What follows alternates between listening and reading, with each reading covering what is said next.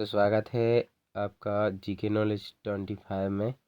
तो आज हम UIDAI handbook for ecosystem partners की नई बुक यानी कि PDF क्वेश्चन आंसर को शेयर करेंगे और सॉल्व करेंगे सभी नए स्ट्रक्चर के क्वेश्चन आंसर को। तो दोस्तों आपको एक जानकारी और दे दूं कि दिसंबर 2021 से नए नियम लागू हो चुके हैं, जिसमें से आपको आधार सुपरवाइज़र एवं ऑपरेटर की जो क्वेश्चन आंसर हैं उसके बहुत से बदलाव हुए हैं। तो हम आज उन्हीं क्वेश्चन आंसर के बारे में बात करेंगे जो कि न्यू सिलेबस में आते हैं। तो हम आगे बढ़ते हैं।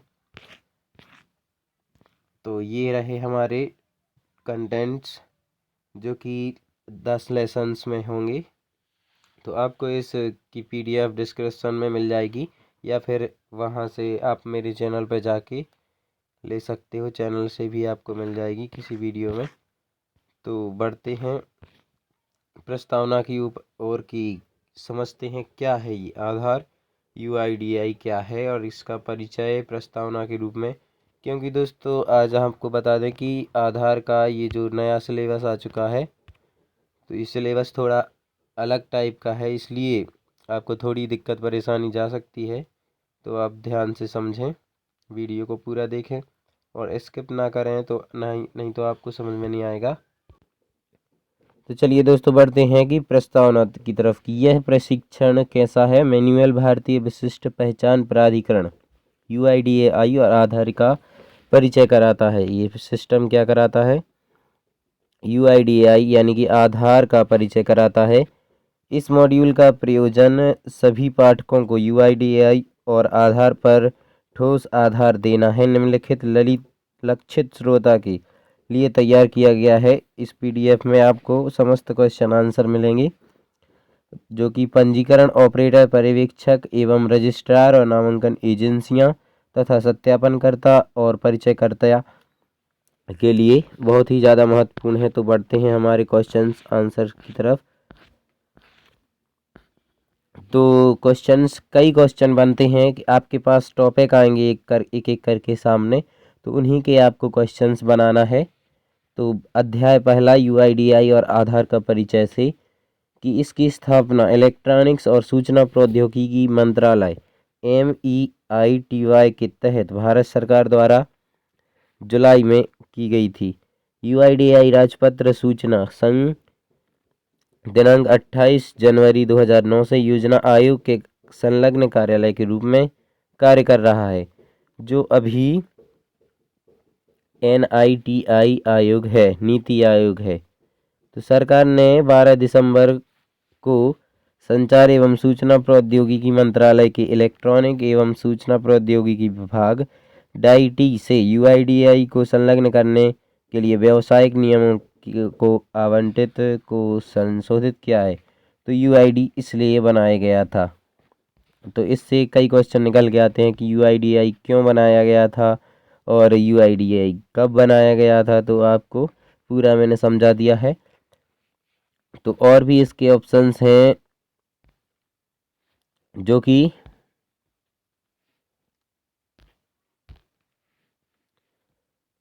ऐसे हैं। विशिष्ट पहचान संख्या UID जारी करने के लिए जिम्मेदार है, जिसका नाम आधार है। विशिष्ट संख्या UIDAI कहलाती है, उसे आधार कहते हैं। तो भारत के सभी निवासियों को आधार प्रदान करने के लिए दोहरे और नकली पहचान को खत्म करने के लिए पर्याप्त सबूत होने के लिए आसान एवं लागत प्रभावी तरीके से सत्यापित करने की एक कार्ड टाइप का एक प्रमाणित करने की सुविधा है, जो कि कहीं पे भी और कभी भी प्रमाणित हो सकती है। तो दोस्तों क्या आप जानते थे कि पहला UID नंबर महाराष्ट्र के नंदुरबार के निवासी 29 सितंबर 2010 को जारी किया गया था। तो दोस्तों आपके बेसिक क्वेश्चन आंसर्स तो आपने देखे होंगे पहले, की क्वेश्चन आता है पहले फिर आंसर आता है। तो लेकिन इसमें अब जो कि नया सिलेबस आ चुका है, इसमें आपको पूरा सिलेबस ही मिलेगा, क्वेश्चन आंसर नहीं मिलेंगे। और जो क्वेश्चन आंसर बन रहे हैं वो आपको अलग से बनाने पड़ेंगे।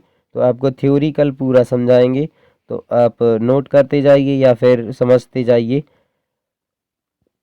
आधार के लिए UIDAI जिम्मेदार है। इसका भी एक क्वेश्चन बना है कि आधार के लिए कौन जिम्मेदार है, तो आधार के लिए UIDAI जिम्मेदार है। आधार अधिनियम 2016 के तहत नामांकन और प्रमाणीकरण करने के लिए जिम्मेदारियों में शामिल कौन है? आधार जीवन चक्र के सभी चरणों का परिचालन और प्रबंधन, नीति का विकास, प्रक्रिया और व्यक्तियों को आधार संख्या जारी करने की प्रणाली और प्रमाणीकरण का प्रदर्शन है। व्यक्तियों की पहचान सूचना और प्रमाणीकरण रिकॉर्ड की सूचना सुनिश्चित करना, ये सब आधार के लिए जिम्मेदार हैं। तो दोस्तों ये अधिनियम क्या होता है, इम्पोर्टेंट डेफिनेशंस में आपको समझाऊंगा कि अधिनियम क्या है, अधिनियम एक्ट क्या है। आधार अधिनियम 2016 25 मार्च को प्रकाशित किया गया था। तो इसकी डेट आपको रहेगी कि आधार अधिनियम कब पारित किया गया था, तो आधार अधिनियम 2016 को 25 मार्च 2016 को प्रकाशित किया गया था। तो नेक्स्ट टॉपिक है हमारा प्राधिकरण क्या कहलाता है। UIDAI प्राधिकरण है एक। तो भारतीय विशिष्ट पहचान प्राधिकरण 12 जुलाई 2016 को अधिनियम की धारा 11 की उपधारा 1 के तहत स्थापित किया गया था। तो अगला है विनियम, रेगुलेशन क्या है, तो आधार पंजीकरण अपडेट विनियम 2016 को 12 सितंबर 2016 को प्रकाशित किया गया था। उसके बाद अन्य संशोधन भी किए गए हैं।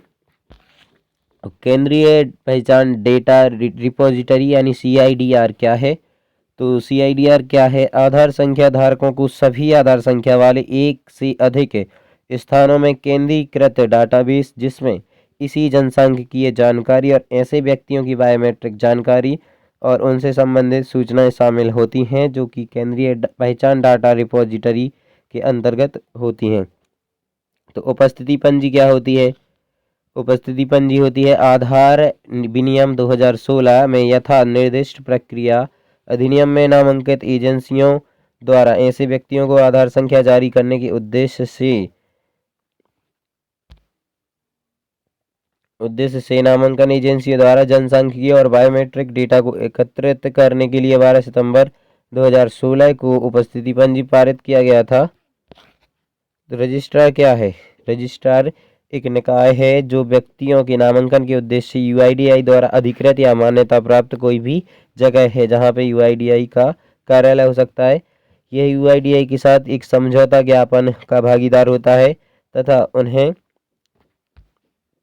सौंपी गई भूमिकाओं और जिम्मेदारियों का पालन करने के लिए जिम्मेदार है। तो रजिस्ट्रार का मुख्य रूप से विभिन्न राज्य सरकारें, केंद्रीय मंत्रालय, बैंक, सार्वजनिक क्षेत्र संगठन हैं जिन्होंने निवासियों का नामांकन के लिए UIDAI के साथ समझौता किया है।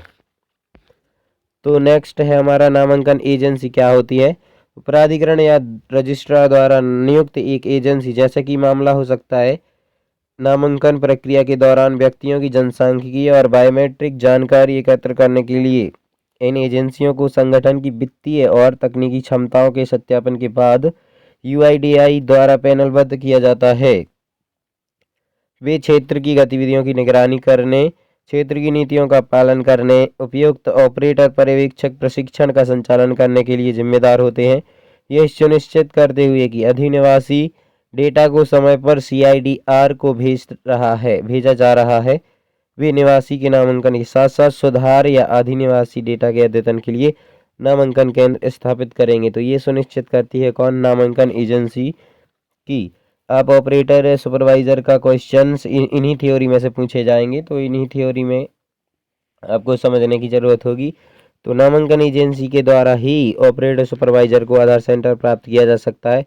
अब अगला है पंजीकरण केंद्र की निवासियों के नामांकन और उनकी सूचना को अद्यतन करने के लिए पंजीकरण एजेंसी द्वारा स्थापित की गई अस्थायी या अस्थायी केंद्र पंजीकरण केंद्र कहलाता है। और पंजीकरण स्टेशन क्या है, जहां पे एक ऐसी प्रणाली है जहां निवासी का जनसांख्यिकीय एवं बायोमेट्रिक डेटा कैप्चर किया जाता है। नामांकन सेटअप में computer, biometric device, GPS device और प्रिंटर और स्कैनर जैसे अन्य डिवाइस शामिल हैं। तो सफल आधार नामांकन की अद्यतन करने के लिए आधार नामांकन किट में आवश्यक हार्डवेयर उपकरण एक सेट होता है। उपकरणों के इस सेट में निम्नलिखित डिवाइस शामिल हैं। कौन कौन सी डिवाइस हैं?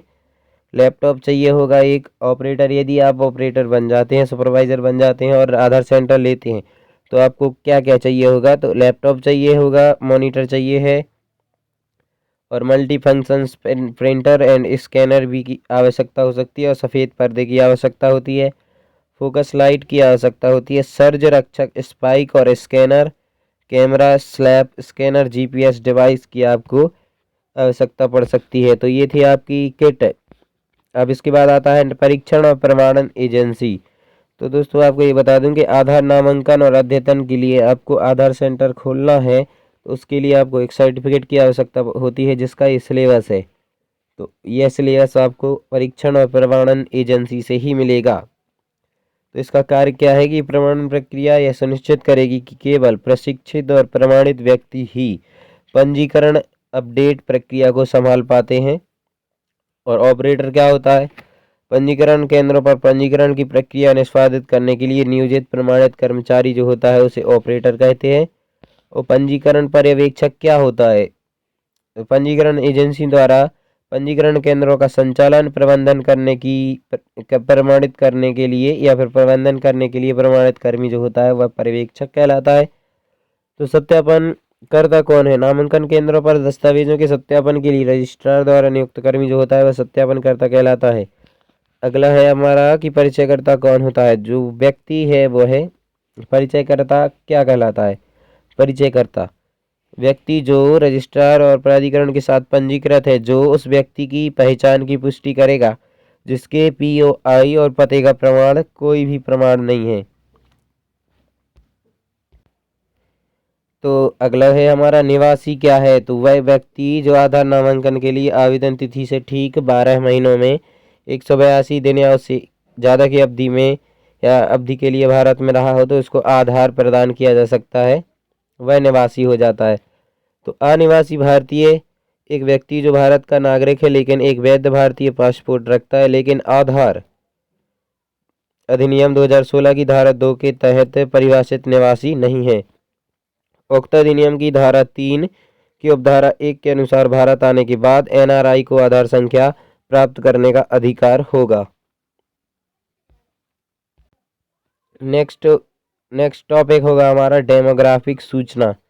तो आधार संख्या जारी करने के उद्देश्य से निर्दिष्ट नियमों अनुसार किसी व्यक्ति का नाम, जन्म तिथि, पता और अन्य प्रासंगिक जानकारी से संबंधित जानकारी की सूचना को डेमोग्राफिक सूचना कहते हैं। इसकी जानकारी में नस्ल, धर्म, जाति, जनजाति, जातीयता, पात्रता का अभिलेख, आय, चिकित्सा इतिहास संबंधी शामिल नहीं होगा। तो बायोमेट्रिक जानकारी किसे कहते हैं? तो फोटो, फिंगरप्रिंट, आइरिस स्कैनर या नियमों द्वारा निर्दिष्ट किसी अन्य व्यक्ति की ऐसी अन्य जैविक विशेषताएं आपकी बायोमेट्रिक कहलाएंगी। तो कोर बायोमेट्रिक क्या होगा? तो कोर बायोमेट्रिक सूचना फिंगरप्रिंट, आइरिस स्कैनर या अन्य जैविक विशेषताओं के रूप में विनियम द्वारा निर्दिष्ट जो आपकी कोर बायोमेट्रिक सूचना होगी। आपके लिए टॉपिक बाय टॉपिक समझाते रहेंगे, इसीलिए आपसे एक रिक्वेस्ट है कि चैनल को सब्सक्राइब, वीडियो लाइक ज़रूर करें। नामांकन ईआईडी या फिर ईआईडी कहते हैं इसको, इनरोलमेंट आईडी। तो पंजीकरण के समय निवासियों को आवंटित 28 अंकीय पंजीकरण पहचान संख्या होती है। तो क्वेश्चंस भी आपके इसी तरह से पूछे जाएंगे कि पंजीकरण के समय निवासियों को कितने अंकों की पंजीकरण पहचान संख्या दी जाती है। इस तरह से आपको क्वेश्चन आएंगे, तो आपको थ्योरिकल समझा रहे हैं इसलिए। अद्यतन अनुरोध संख्या क्या है? यूआरएन नंबर क्या है? तो किसी निवासी द्वारा ऑनलाइन पता अपडेट की प्रक्रिया को सफलतापूर्वक पूरा करने के बाद 14 अंकों की संख्या उत्पन्न होती है। इसे निवासी के मोबाइल पर एसएमएस के जरिए भेजा जाता है। तो निवासी यूआईडीआई की वेबसाइट से पता अपडेट का अनुरोध की स्थिति को ट्रैक करने के लिए यूआरएन और आधार नंबर का उपयोग कर सकता है। आधार पत्र क्या कहलाता है? तो आधार पत्र वह है एक निवासी को आधार संख्या बतलाने के लिए एक दस्तावेज होता है जिसको आधार पत्र बोला जाता है। तो ई आधार क्या है? तो ई आधार यह है कि यह आधार की पासवर्ड से सुरक्षित इलेक्ट्रॉनिक कॉपी होती है। यह यूआईडीआई के सक्षम प्राधिकारी डिजिटल रूप से हस्ताक्षरित होती है। और संपर्क केंद्र क्या है? तो इसका संपर्क केंद्र है पंजीकरण अपडेट से संबंधित प्रश्नों और शिकायतों के समाधान के लिए संपर्क के लिए केंद्रीय बिंदु और टोल फ्री नंबर 1947 है, और या फिर ईमेल कर सकते हैं, जो कि आपको हर पेज के साथ शो हो रही होगी। तो माध्यम से निवासियों के लिए सुलभ होती है। तो नेक्स्ट रहेगा हमारा कि सोशल मीडिया चैनल क्या है? तो सोशल मीडिया ऑनलाइन संचार चैनलों का एक संग्रह है। ये समुदाय आधारित इनपुट इंटरेक्शन सामग्री होती है जो कि साझाकरण और सहयोग के लिए समर्पित होती है। तो यूआईडीएआई उन एजेंसियों में से एक है जो सोशल मीडिया चैनलों पर सक्रिय हैं। आधार से संबंधित जानकारी और नवीनतम अपडेट को नीचे सूचीबद्ध चैनलों में देख सकते हैं। तो ये रहे हमारे अलग अलग तरह की लोकप्रिय सोशल मीडिया वाले चैनल जो कि आधार के लिए लोकप्रिय है। तो दोस्तों, आपके नए सिलेबस के बारे में कुछ बात करनी है तो आपको हमारे चैनल पर आना होगा, और जो भी आपकी कमेंट या फिर इच्छा होगी, कोई भी क्वेश्चन पूछना चाहते हो तो आप हमें कमेंट ज़रूर करें।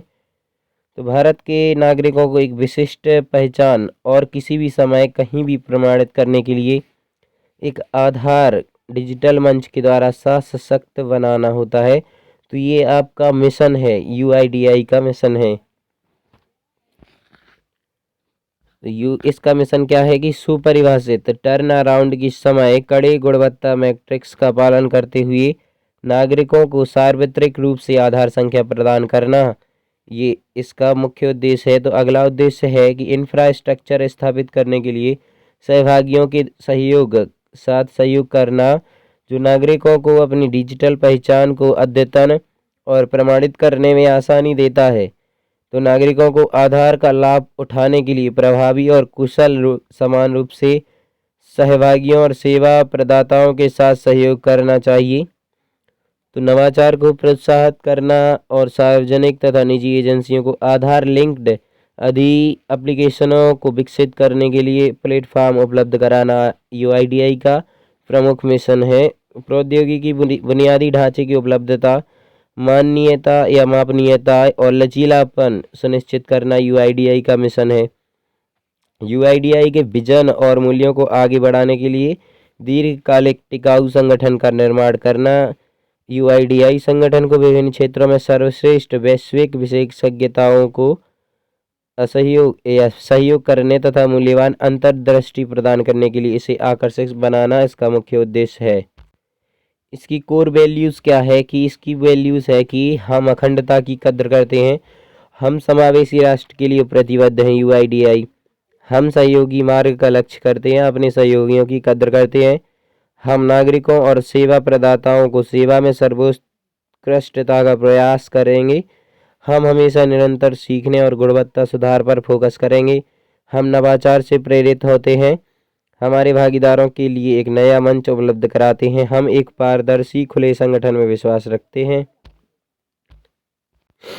तो दोस्तों, आधार और अन्य पहचान कार्यक्रमों के बीच अंतर क्या होता है कि आपकी बायोमेट्रिक ली जाती है तब आंखों की रोशनी इस प्रकार से कैप्चर की जाएगी और बायोमेट्रिक ली जाएंगे और फोटो कैप्चर की जाएगी। तो ये हो गया हमारा बायोमेट्रिक। और आधार की विशेषताएं क्या हैं? तो आधार एक यादृच्छिक 12 अंकों की संख्या है जो विशिष्ट आईडी नंबर किसी व्यक्ति को जारी किया जाता है, तो उस व्यक्ति को दोबारा नहीं सौंपा जाएगा, क्योंकि आधार संख्या सिर्फ एक बार ही जारी होती है और एक आदमी के दो आधार नहीं हो सकते हैं। सफल प्रमाणीकरण के अधीन निवासी की पहचान को सक्षम कराना और जनसांख्यिकीय बायोमेट्रिक जानकारी एकत्र और रिकॉर्ड करता है। भारत के निवासी को दिया जाता है आधार, भले ही मौजूदा दस्तावेज सार्वजनिक भौमिक या फिर पहचान बुनियादी ढांचे को सक्षम करता है, जो किसी भी आईडी आधारित एप्लीकेशन जैसे राशन कार्ड, पासपोर्ट उपयोग कर सकते हैं। तो अगला टॉपिक हमारा रहेगा नामांकन पारिस्थितिक तंत्र के बारे में, कि निवासी से कैसा पारिस्थितिक तंत्र जुड़ा रहता है। तो आखिरी में सबसे निवासी होता है नामांकन केंद्र, कौन खोलता है? नामांकन एजेंसियां खोलती हैं, और एजेंसियां रजिस्ट्रार के साथ संबंध रहती हैं, और रजिस्ट्रार किसके होते हैं? UIDAI के होते हैं। तो ये रहा स्ट्रक्चर जो कि कैसा होता है। तो आधार पंजीकरण और अद्यतन को समझेंगे हम अध्याय 2 में। अभी तक तो रहा आधार का परिचय एवं उद्देश्य। तो अगला टॉपिक हम अपनी अगली वीडियो में निकालेंगे, तो बने रहिए हमारे चैनल के साथ, क्योंकि अभी जो 2022 का पूरा सिलेबस चेंज हो चुका है। तो आपसे एक यही रिक्वेस्ट रहेगी कि आप लगातार वीडियो के साथ बने रहें, चैनल के साथ बने रहें, ताकि आपको 2022 में नए आधार सुपरवाइजर का टेस्ट देना है, तो उसकी तैयारी आपको अच्छी तरह से कराई जा सके। तो आप और भी अन्य तरीक़ों से अपनी वो कर सकते हैं कि ताकि मैं पढ़ा सकूं, और आप वहीं पे अपना क्वेश्चन आंसर की रिवीजन करते रहें। इसलिए आपसे एक रिक्वेस्ट है कि वीडियो को लाइक करें और शेयर ज़रूर करें। धन्यवाद। ताकि पता चल सके, सभी को पता चल जाए कि 2022 का नया सिलेबस कैसा है।